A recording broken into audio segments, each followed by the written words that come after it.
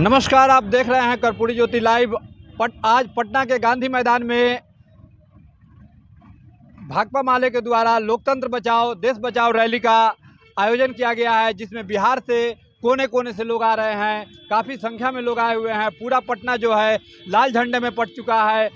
इसे रैली का मुख्य उद्देश्य फांसीवाद मिटाओ, लोकतंत्र बचाओ, शहीदों के सपनों का भारत बनाओ। इस रैली में जो मुख्य वक्ता हैं पार्टी के महासचिव दीपांकर भट्टाचार्य हैं। पीने का भी इंतजाम लोग खुद कर लेते हैं, वो लिट्टी चोखा हो, सत्तू हो, लेकर के लोग आते हैं। आप लोगों की तरफ से क्या व्यवस्था है? हमारी तरफ से कोई व्यवस्था नहीं हम कर पाते हैं, और हमें लगता है कि हमारी पार्टी में लोग ये एक्सपेक्ट भी नहीं करते हैं।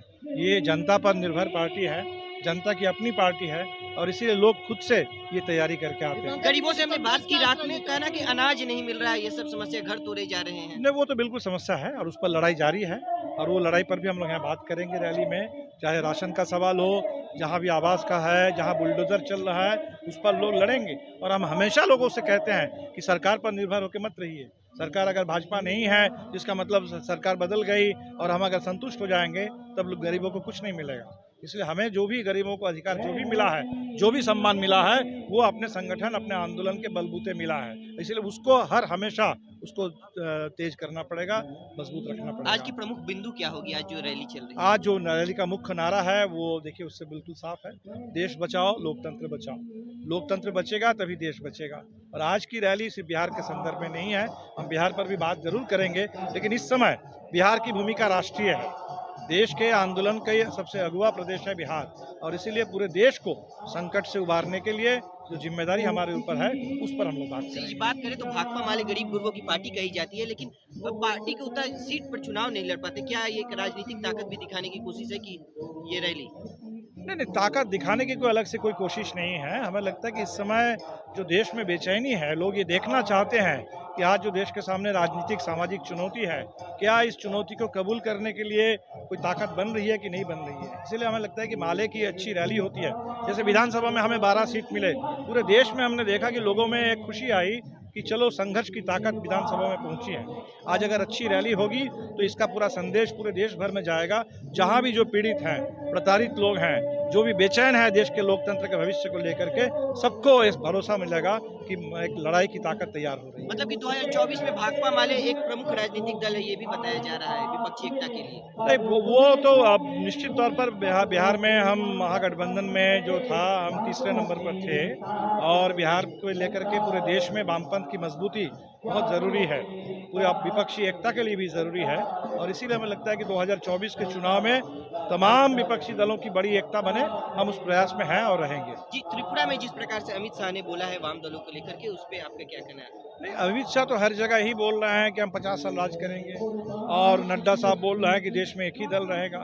ये लोग लोकतंत्र विरोधी लोग हैं, और इसीलिए वन पार्टी स्टेट की बात करते हैं। हमें लगता है कि त्रिपुरा के लोग लेकिन परेशान हैं।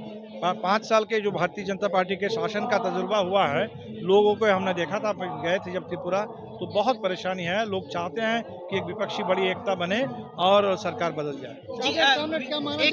एक मीडिया चैनल पर छापा पड़े हैं सर, मीडिया चैनल पर सर एक छापा पड़ा है। नहीं, वो बेहद गलत हुआ है, चाहे वो अंतर्राष्ट्रीय मीडिया हो या देश का मीडिया हो। मीडिया पर, मीडिया कर्मियों पर किसी तरह का कोई हमला बेहद गलत है। और ख़ास तौर पर अब जब G20 की प्रेसिडेंसी भारत में है, तो हम तो चाहते हैं कि भारत की जो अंतर्राष्ट्रीय भूमिका है लोकतंत्र के सवाल पर, वो मजबूत हो। लेकिन अभी अदानी प्रकरण में सरकार की चुप्पी, जांच कराने से इनकार और इस पूरे मीडिया पर हमला, हमें लगता है कि भारत की छवि को अंतर्राष्ट्रीय स्तर पर ये धूमिल कर रहा है, और निश्चित तौर पर ये G20 प्रेसिडेंसी के समय में ये कोई अच्छा संकेत नहीं है। जी, आखिरी सवाल भाई साहब, जो अभी 18 तारीख को रैली होने वाली है, सम्मेलन होने वाला है विपक्षी एकता को। नहीं, वो कोई अलग सम्मेलन नहीं है। आज की रैली के बाद कल से महाधिवेशन है, और महाधिवेशन के दौर में हमें कुछ अलग अलग कार्यक्रम भी उसके कर रहे हैं। कल उद्घाटन सत्र में तमाम वामपंथी नेताओं को हमने आमंत्रित किया। 17 तारीख को अंतर्राष्ट्रीय एकजुटता पर एक सत्र होगा, और 18 तारीख पर यही जिस पर हम रैली कर रहे हैं, इसी विषय पर लोकतंत्र बचाओ कन्वेंशन होगा, जिसमें नीतीश जी, तेजस्वी यादव जी, जीतन राम मांझी जी, हेमंत सोरेन जी, सलमान खुर्शीद साहब और सांसद हैं, ये सभी लोगों को आना है। और हमें लगता है कि एक विपक्षी एकता मजबूत होने का एक संदेश उस कोई सम्मेलन से प्रस्ताव जाएगा। पारित होगा कोई चेहरा को लेकर के? नहीं, कोई विभिन्न चेहरे को लेके बात करना ये हमारा काम नहीं है। हमें लगता है समय पर कोई चेहरा जो भी सामने आना है वो आएगा, लेकिन बहुत सारे चेहरों का होना हमारे हिसाब से ये भारत के लोकतंत्र की मजबूती है और विपक्ष की मजबूती है। विभिन्न चेहरों पर बातचीत होगी। क्या लेफ्ट के विभिन्न जो नेतृत्व चेहरे हैं उन पर बातचीत नहीं, उस होगी। पर कोई अलग से हमें बात नहीं, बिल्कुल नहीं करेंगे। कामरेड क्या माना जाए, लेफ्ट के नेतृत्व में एक नई शुरुआत फांसीवाद के खिलाफ से यहाँ से होने जा रही है? हमें निश्चित तौर पर हमें लगता है कि देखिए बिहार एक मजबूत फांसीवाद के खिलाफ संघर्ष का गढ़ है, तो पूरे हिंदुस्तान की नज़र बिहार पर है कि बिहार आंदोलन की धरती है, तो इसलिए और उसमें वामपंथियों की और खासकर माले की एक बहुत निर्णायक भूमिका होनी चाहिए। तो हमें लगता है कि आज की रैली से जैसे चुनाव परिणाम से लोगों को एक सुकून मिला था कि चलो माले के 1 दर्जन विधायक अगर पहुंचे हैं तो संघर्षों की आवाज़ विधानसभा में गूंजेगी, आज की रैली से भी यही संदेश जाएगा पूरे देश में कि अगर दमन तेज हुआ है, अगर हमला तेज हुआ है, अगर मोदी सरकार देश को बर्बाद कर रही है तो इस बर्बादी के खिलाफ, दमन के खिलाफ लड़ने के लिए ताकत भी तैयार हो रही है देश में। रैली को है कि देश में लोकतंत्र पर बहुत बड़ा हमला है भाजपा के जरिए, आरएसएस के जरिए, जिसके चल के हाल रोजगार, नौकरी, स्वास्थ्य, शिक्षा सब में हर तरह की वैकेंसी बंद कर दी है। बल्कि नौकरियां तो मिलनी दूर, जो नौकरी में उनको निकालने की पूरी तैयारी चल रही है, तैयारी बंद क्या हो रही है। बल्कि प्राइवेट की बात करें, प्राइवेट कंपनियों में भी ढेर सारी नौकरियों में छटनी किया जा रहा है और वेतन की जो मैंने जीने का जो कुछ पहले से जो मिल रहा था उससे भी आधा कर दिया गया है। हालात इस समय बद से बदतर होते जा रहा है। स्वास्थ्य हो, रोजगार हो, शिक्षा हो, ये नौकरी, बच्चों लोग के ये जो कटअप में बहाली होने थी उसको ऊंचा कर दिया गया है।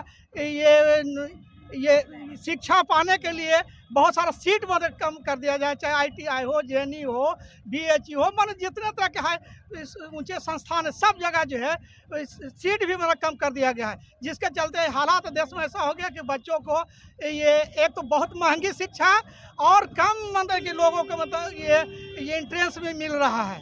और इस तरह से देश में ये फिर इसके लिए जब कोई भी लोग मांग को उठाते हैं तो उनका ये मांग को मैंने मिलने के बजाय, खारिज करने के बजाय उन पर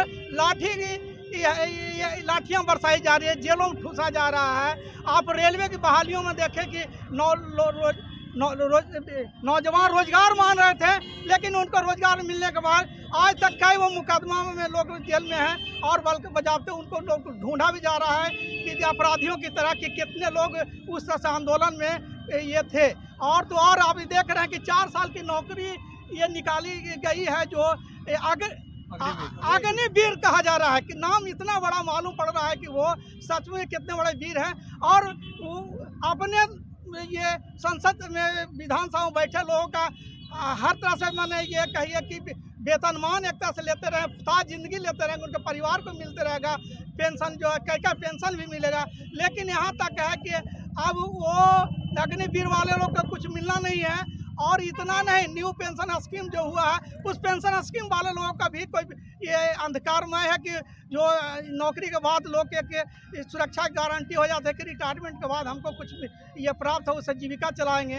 तो इस तरह से लोकतंत्र पर इतना देशव्यापी हमला है जिसके चलते लोगों में बहुत ज़बरदस्त आक्रोश है। किसान पर जो आप देखें कि कितने महीनों तक मतलब कि आंदोलन चलते रह गया, किसानों पर ये हर तरह से उनके आतंकवादी कहे, उग्रवादी का कहा गया, देशद्रोही कहा गया।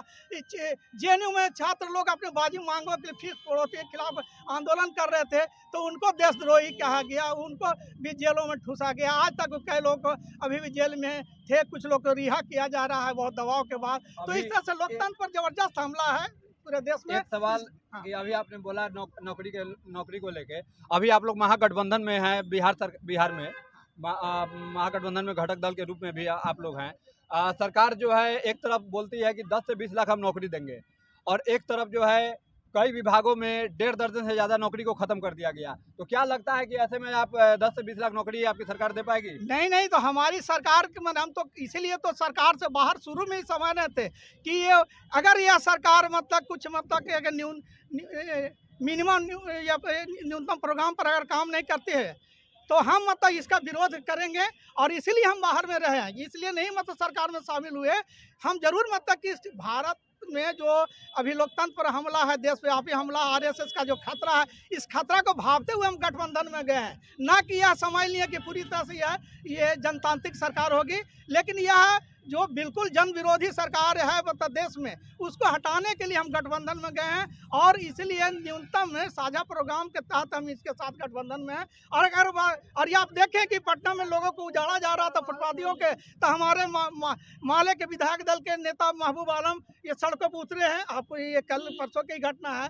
तो हम ये तो कह रहे हैं, ये सरकार के अगर वो चरित्र मतलब में बदलाव नहीं हुआ, जनतांत्रिक तरीके से अगर काम न किया, बेरोजगारों का जो उम्मीदें थी, जो नौकरियों देने का अगर नहीं मिला है, हटाया गया, उन पर किसी तरह से मतलब ये औपचारिक शिक्षा में हो चाहे जहाँ कहीं भी हो, अनुबंध पर उन पर भी कोई हमला हुआ, तब बेशक माले के लोग, भाकपा माले के लोग इस सवाल को मुख्य ढंग से उठाएंगे, चाहे सरकार जिसकी सीख भी के रहो। तो जुडिशियल पर भी हमला है। और वो मतलब जी क्या नाम होगा आपका? अर्जुन सिंह कहाँ से आए हैं? गया से आए। क्या है मतलब आपको लगता है कि इस रैली के माध्यम से आप केंद्र तक और बिहार सरकार को संदेश दे पाएंगे? हाँ, दबाव देंगे निश्चित रूप से। कितने लोग आए होंगे लगभग इस रैली में अभी तक? अभी तक तो मतलब है कि 3-4 लाख लोग आए हुए हैं। 3-4 लाख लोग आए हुए हैं। कितने बजे से रैली की तैयारी है यहाँ पे? 12-12:30 से। 12:30 बजे से है। धन्यवाद। तो ये थे गया से कुछ लोग हमारे, जो कि बता रहे थे कि देश में जो लोकतंत्र पर हमला हो रहा है उसको बचाना है। बिहार सरकार भी अगर गलत करेगी तो उसके खिलाफ भी हम लोग आवाज़ उठाते रहेंगे। बाकी खबरों के लिए आप देखते रहिए कर्पूरी ज्योति लाइव।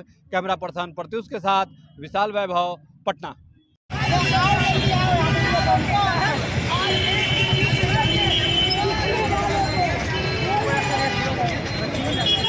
हेलो।